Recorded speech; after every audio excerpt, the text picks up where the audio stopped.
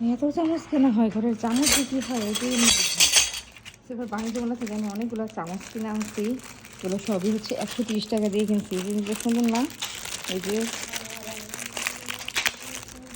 দেখুন সবই দুটো কেমন। তো এগুলো আনছি, এগুলো হচ্ছে 130 টাকা করে নিল। কোয়ালিটি খারাপ মনে হচ্ছে না। এটা হচ্ছে সিলভার কালারের, এটা হচ্ছে এই কালারের ঢালের চামচ। এটাও হচ্ছে ডালের চামচ। এটা হচ্ছে চিত্রের ডিজাইনটা কিন্তু সুন্দর, ডিজাইন করা আছে। তারপরে হচ্ছে এই চামচ খাবার জন্য সবই হচ্ছে 130 টাকা। এই যে এই চামচ, এটাও হচ্ছে 130 টাকা করে নিল।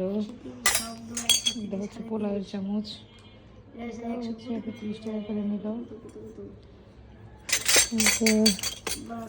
যে তরকারি চামচ একই রকম দুইটা আনছি,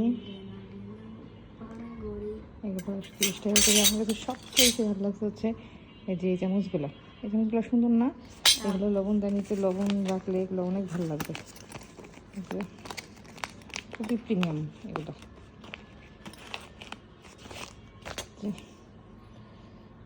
খুব সুন্দর। তো ওইগুলো আমি আচারে দিতে, আচারের ইয়ের মধ্যে রাখতে পারবো, লবণের ইয়ের মধ্যে। শুধু যা মুখে টানা দিব। তো এই হচ্ছে কি অবস্থা। এগুলো কিন্তু খুবই সুন্দর। তেমন কিছু জানি নাই, এগুলো আনছি আর পাত্রের জন্য হচ্ছে যে ছোটো ছোটো কিছু পুতুল আনছি। এগুলো পাত্রী পছন্দ করে, এগুলো বাসায় গেলে পাত্রীর জন্য নিয়ে যাবো।